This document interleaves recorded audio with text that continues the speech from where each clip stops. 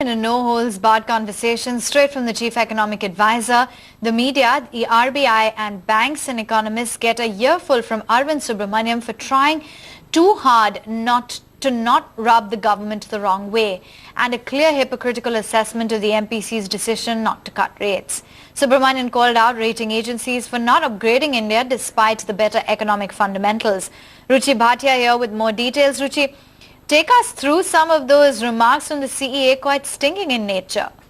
Absolutely, Avan very rightly pointed out. The Chief Economic Advisor there's hitting out at everybody, lashing out at experts, at the banks, academicians, rating agencies across the board. And what he's essentially saying is the fact that all of these institutions, all of these experts, academicians are not questioning the official position much. In fact, what they're essentially doing is holding back an objective opinion, which at this point of time is not a good idea, especially at a time when our economy needs all sorts of economic as well as fiscal stimulus that is needed to push the growth higher. And in fact, what academicians and experts mostly do is give a very watered down version, a version which is more palatable to the official position. And in fact, the Chief Economic Advisor in his 14-page long speech clearly says that experts many a times feel that they need to be on the right side of power,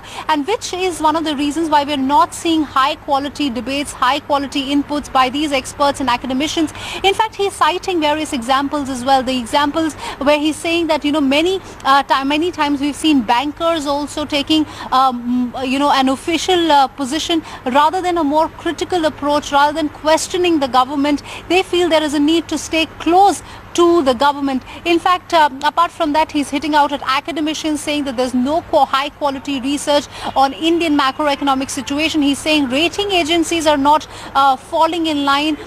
They are treating India very differently from how they treat other nations, especially China, when their macroeconomic situation is only deteriorating. And in fact, he's categorically stating, if I may quote one of the one sentence from his speech, he's saying analysts fall backwards to rationalize with the official decision, which in a way is not good for India at this point of time. He says there is a need for a more disinterested approach, a more disinterested voice from all experts and academicians, and there is a need to build intellectual confidence for the government to be able to get a more wider perspective, of a more wider approach. So clearly, the Chief Economic Advisor there in a no-holds-barred speech where he's hitting out at everybody, right from the bankers to academicians to experts, and he's saying there is a need to look at a wider gambit of opinions at this point of time.